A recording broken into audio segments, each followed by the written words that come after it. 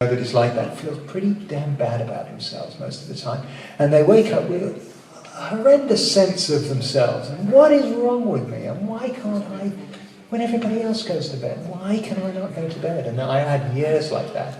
So I really needed that. I needed somebody to tell me that it was okay, that it wasn't my fault, that it wasn't my parents' fault. You know, possibly growing up in church as you did, it was nice to hear that you weren't a bad person. Yeah, exactly.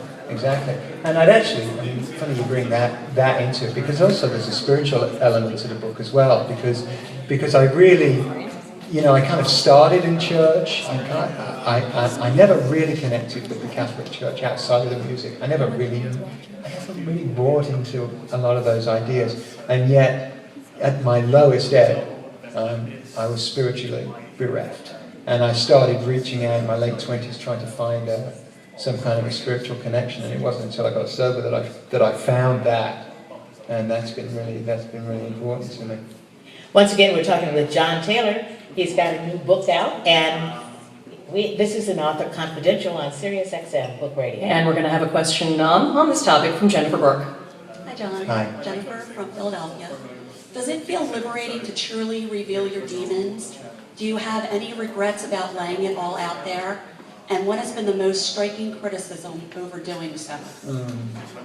Well, no, I don't mind putting it all out there, because I think that's part of the point of the book, is to let people know. I had such a profound experience, you know, in rehab and subsequent to rehab, and I think that and honestly, I don't think society can hear that enough, that there are solutions out there. You know, I think somebody said to me, I got a text from someone who I knew was struggling in her marriage, a great friend of mine actually, and she texted me, she said, I've just read the book, thank you for letting people know that you were not afraid to ask for help.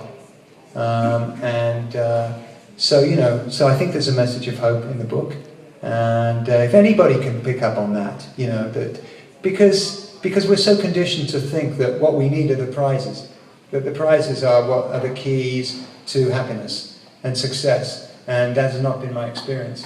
You know, I had to go all the way back to basics, you know, and start building everything again. And was I afraid? I mean, I remember, you know, I was a little afraid of putting it down on paper, you know, and I knew that once I was doing it, there was no turning back. But I felt that I needed to have the sunlight that comes at the very end of the book, and that, you know, the enlightenment, and I could have only shown that if I'd have taken the reader down, you know, and shown them a little bit of what was going on and how it was. I think that, you know, Duran, you know, we're the band designed to make you party. That's what Simon says every night.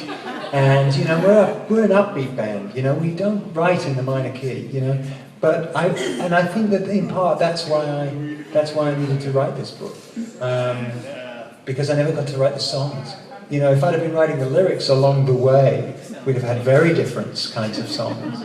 You know, maybe I would have exercised some of this stuff along the way, but it's a build-up, and I needed to get it out there. Yeah, so you can stay sane. Allison. There goes the mic. Oh, Allison's at the other end. Allison's at the other end. Yeah, and I won't read your question while it's being passed down to you. Allison's very happy to get it. Go ahead. Hi, I'm Allison from Long Island. Hi. Hi, John. What is it like to play now compared to back in the 80s? What is different? Well, I wish I could simplify and say back in the 80s. You know, back in the 80s is like it's a big, you know, like. I mean, there's nothing like when you're getting started. I mean, it's the most fun when you really know that you've got something going. It's the most exciting because you're learning how to play. You're learning how to play off each other. You're learning how to play to an audience. Doing it all for the first time. There's nothing like that. You can't compare it. But now I think we have a great time. I think we've got a very strong ethic in the band today. I think we've had a couple of real lessons lately. I think Simon losing his voice, having to cancel shows, we don't take it for granted anymore. I think the worst thing an artist and entertainer can have is complacency. where you're just coming out every night and you're just dialing it in. I think everybody knows it. Everybody knows it on stage. Everybody knows it off stage. I think part of the job is to invigorate every performance. You know, give the sense that I love this. I love being here for you, and I love playing these songs. You know, I've come to realize that the songs that people want to hear generally are the songs I enjoy playing the most. And making that connection was really interesting because I used to think, oh God, no, do I have to play Rio again? I definitely went through a period like that. And I don't feel like that. I don't feel like that about it now.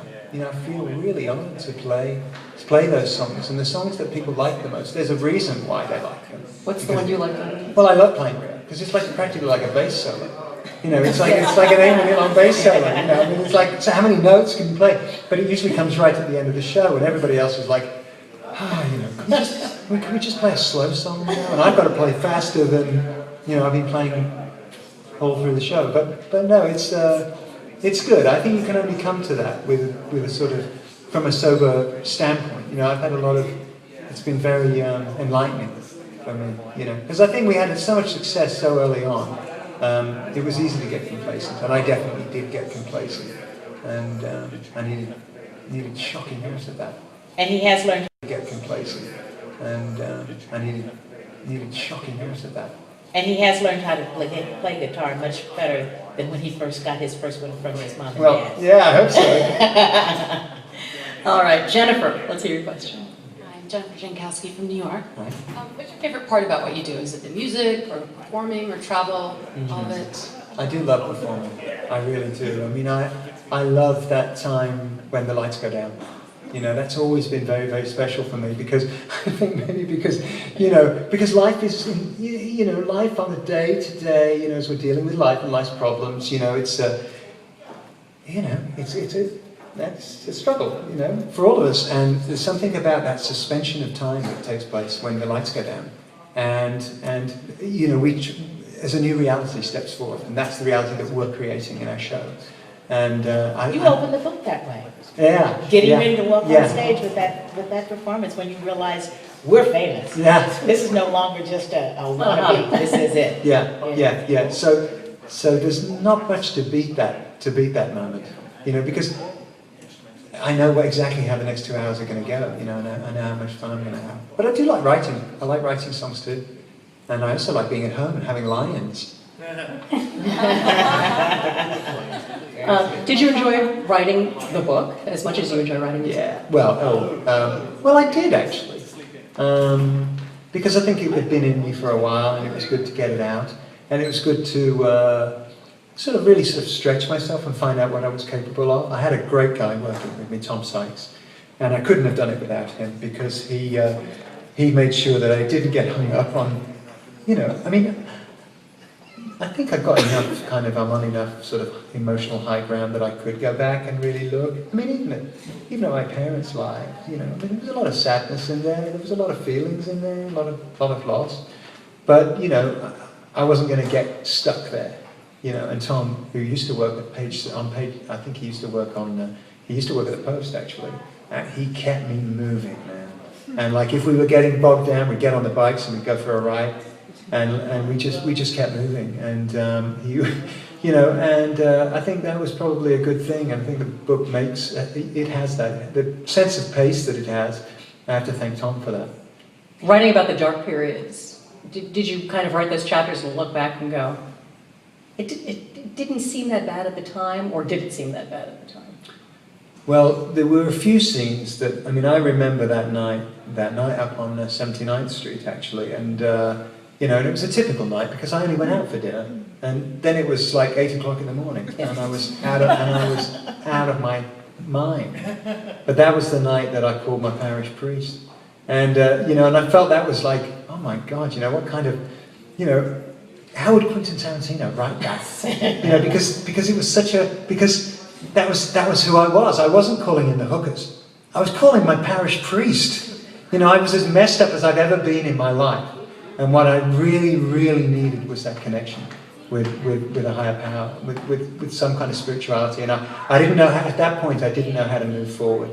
you know, I hadn't been introduced to any New Age kind of philosophy. I had no idea how to move forward. So I was looking back to my Catholic upbringing, maybe thinking that there was maybe some kind of some way through there. But I thought that that was a scene that I thought if I could write that and kind of paint that picture of that evening and how that all went down, that could be a fun scene. It was nauseating, remembering being up until the sun comes. Yeah.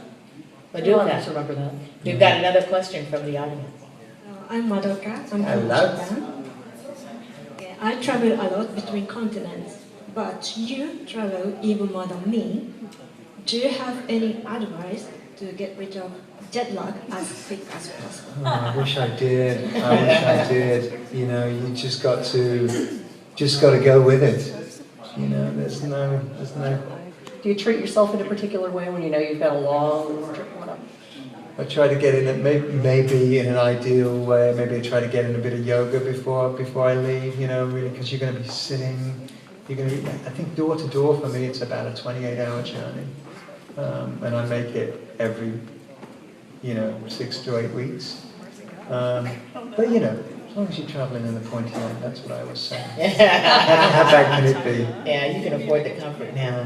One of the people that had a great influence on you is a dear friend that's passed away, and that's Robert Palmer. And you talk quite a bit about him in the book. Talk about him. Yeah, well, I met Robert at the Peppermint Lounge, actually. We played a concert there, and I'd loved him. You know, I was a fan of his since since I was 15, Yeah. and we just clicked. And I would bump into him at clubs or parties, and I don't know what it was. He was a really kind of a very cute sort of man, actually, a very sweet man. And he, I don't know how we ended up doing a project together. Oh my God! I mean, I think I interviewed him. I was hosting a cable show for EMI. I interviewed him, and he just put out that Pride album, You're in My System. And I don't know how it came about, actually. Andy and I started working on another project. And they needed a singer. Well, yeah, we were going to use lots of different singers, actually. I mean, the idea was to do something like the Funk Brothers, and we'd have different singers sing on different songs. And Robert came on board, and he sang the one song for us, and then he sang another. And then Bernard, the producer, said, that's it. But yeah, he was an awesome artist. Very, very creative. We'd like to hear from Jessica. I'm curious about what